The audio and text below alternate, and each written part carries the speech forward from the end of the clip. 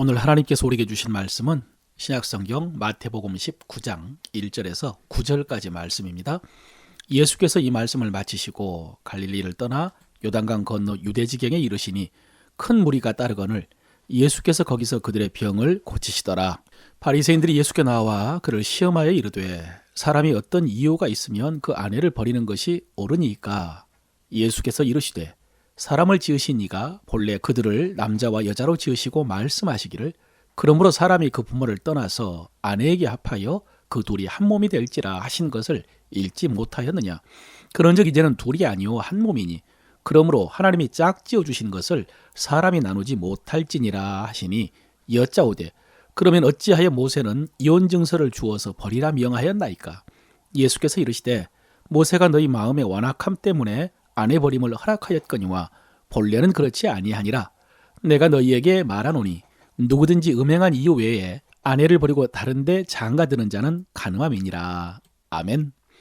오늘도 여러분의 심령에 하나님의 은혜와 사랑으로 충만하시기를 바라고 그 은혜와 사랑을 다른 사람들에게 말하고 베풀어 주시기를 바랍니다. 성령님께서 역사하셔서 그 사람들 속에도 하나님의 나라가 이루어지게 할 줄로 믿습니다. 오늘 말씀은 쉽게 접하기 힘든 이혼이라는 주제입니다. 바리새인들이 예수님을 시험하기 위해 찾아와서 물었습니다. 사람이 어떤 이유가 있으면 그 아내를 버리는 것이 옳으니까. 예수님께서는 하나님의 말씀을 언급하시면서 하나님이 짝지어 주신 것을 사람이 나누지 못한다고 대답하셨습니다. 그러자 바리새인들은 그런데 어찌하여 모세는 이혼 증서를 주어서 버리라 명하였나이까 라고 따졌습니다. 그러자 예수님이 유명한 말씀을 하십니다. 모세가 너희 마음의 완악함 때문에 아내 버림을 허락하였거니와 본래는 그렇지 아니하니라. 하나님께서는 결혼한 부부는 한 몸이라고 하셨습니다. 그러나 사람들이 정욕을 따라 살면서 자기 아내를 마음대로 버렸습니다. 쉽게 말해서 다른 여인을 취하기 위해서 자기 부인을 버린 것입니다. 이럴 경우 버림받은 여인은 생계에 문제가 생깁니다. 생존에 문제가 생깁니다. 법률적으로는 다른 사람의 아내이기 때문에 다른 데 시집을 갈 수가 없습니다. 시집 가면 그것은 곧 간음이기 때문입니다. 그러니 버림받은 여인들은 살 길이 막막합니다. 남편에게는 버림을 받았습니다. 그런데도 다른 남자에게로 가서 보호받을 수도 없습니다. 그래서 모세가 준 법이 이혼 증서를 써주어라 라고 했습니다. 이혼 증서를 써주면 합법적으로 이혼이 돼서 다른 데로 시집 갈 수가 있기 때문입니다. 원래 한 몸이 되어 영원히 살아야 될 부부관계지만 여인들의 삶을 위협하는 남자들에게 완악함을 인해서 이혼 증서를 통한 이혼을 허락한 것입니다. 이 말씀을 신명기에서 직접 확인해 보면 이렇습니다. 신명기 24장 1, 2절에요. 사람이 아내를 취하여 데려온 후에 수치되는 일이 그에게 있음을 발견하고 그를 기뻐하지 아니하거든 이혼 증서를 써서 그 손에 주고 그를 자기 집에서 내어보낼 것이요 그 여자는 그 집에서 나가서 다른 사람의 아내가 되려니와 그랬습니다. 그래서 관건이 되는 것이 수치되는 일입니다. 수치되는 일이 그에게 있음을 발견하고 기뻐하지 않거든 이혼 증서를 써서 보내라고 했거든요. 무엇이 수치되는 일이냐? 유대에서 율법을 해석하는 랍비 학파가 크게 두 가지가 있습니다. 진보와 보수처럼 정통적인 학파가 있고 자유주의적인 학파가 있습니다. 정통적인 학파는 삼마의 학파라고 했는데 이 학파에서는 이 수치되는 일이란 음행이라고 해석을 했습니다. 그래서 아내가 음행을 했을 때만 이혼할 수 있다라고 했습니다. 그러나 자유주의적인 힐렐 학파에서는 이 문구를 폭넓게 해석을 했습니다. 그래서 밥을 태웠거나 음식이 짜거나 청소를 잘 하지 않는다거나 남편에게 말대꾸를 하거나 길거리에서 얼굴을 많이 드러냈을 때도 다 수치되는 일이라고 해석을 하고 이혼 사유에 포함을 했습니다. 여러분 이것도 사람의 완악함입니다. 모세가 이혼을 허락할 때는 약자인 여인을 보호하려고 한 것인데 그것을 이용해서 여러 가지 이유로 자기 마음대로 아내를 버린 것입니다. 오늘 예수님께서 이것을 지적하신 것입니다. 모세가 이혼을 허락한 정신도 인정하시면서 본래 결혼과 가정에 대한 하나님의 법을 분명하게 확인하신 것이죠. 여러분 이 이혼에 대한 말씀이 성경의 고린도전서에도 나오는데요. 바울도 이렇게 말했습니다. 여자는 남편에게서 갈리지 말고 만일 갈라섰으면 그대로 지내든지 다시 그 남편과 화합하든지 하라 라고 하면서 명하는 자는 내가 아니요 주시니라 라고 했습니다. 그러니까 바울도 오늘 주님의 말씀을 알고 있었던 것입니다. 여러분, 이것이 이혼에 관한 가장 기본적인 말씀입니다. 꼭 믿는 성도가 아니라도 이혼은 될 수 있으면 안 해야죠. 아픔과 상처가 큽니다. 여자는 남편에게서 갈리지 말고 그래야 됩니다. 그런데 여러분, 그렇다면 성도는 이혼하면 안 되나? 아닙니다. 우리는 이 말씀을 율법주의자들처럼 받아들이면 안 됩니다. 율법주의자들처럼 적용을 하고 율법주의자들처럼 요구하고 판단해서는 안 됩니다. 예를 들면은 알코올 중독 남편에게 학대를 받으면서 하루하루 사는 것이 지옥 같고 자녀들도 생명의 위협을 받고 있는 처지의 여성에게 이혼은 안 된다. 하나님이 짝지어 주셨으니 사람이 나눌 수 없다. 계속 같이 살아라. 여러분, 이렇게 해야 됩니까? 그렇지 않습니다. 그것은 오늘 예수님의 말씀을 정반대로 이해한 것입니다. 예수님은 남편이 자기 마음대로 아내를 버리지 못하도록 그렇게 말씀하신 것입니다. 그런데 어떤 여인이, 약자가 이혼을 해서 법적으로 보호받지 않으면 어렵고 위험한 상황이라면 이혼하도록 하는 것이 오늘 말씀의 정신과 맞습니다. 고통스럽고 위험한 결혼 생활인데도 사람이 나눌 수 없다라는 이 말씀을 주장하면서 결혼 생활을 지속하라고 하는 것은 말씀의 정신이 아닙니다. 그래서 바울도 이 이혼의 문제를 법규가 아니라 말씀의 정신으로 해석을 하면서 이렇게 권면한 것입니다. 혹 믿지 아니하는 자가 갈리거든 갈리게 하라. 형제나 자매나 이런 일에 구애될 것이 없느니라 라고 했습니다. 여러분, 오늘 예수님께서 말씀하실 때 그 대상자들은 다 하나님을 믿는 사람들이었습니다. 유대인들이죠. 그런데 바울이 선교했던 고린도라는 도시에는 대부분의 사람들이 이교도들입니다.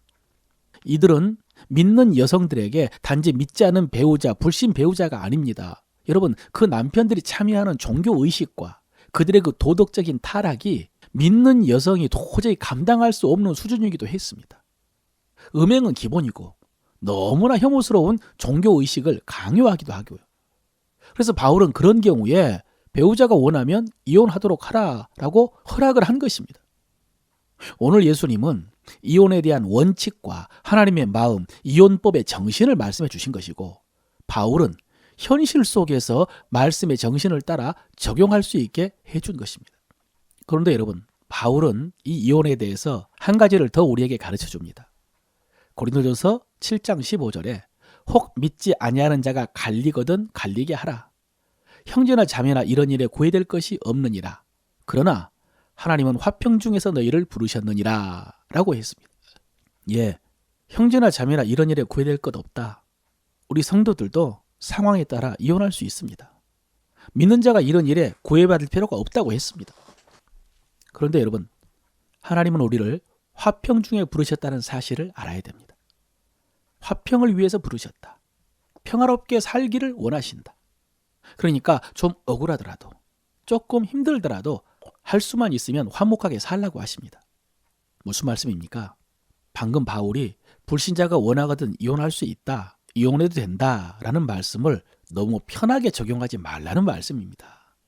그러면은 아까 이혼 증서를 악용했던 유대인 남자들과 똑같은 것입니다.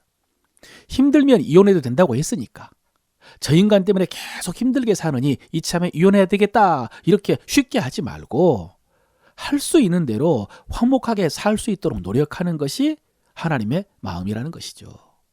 그리고 여러분, 더 중요한 사실이 있습니다. 그 뒷절 16절에요.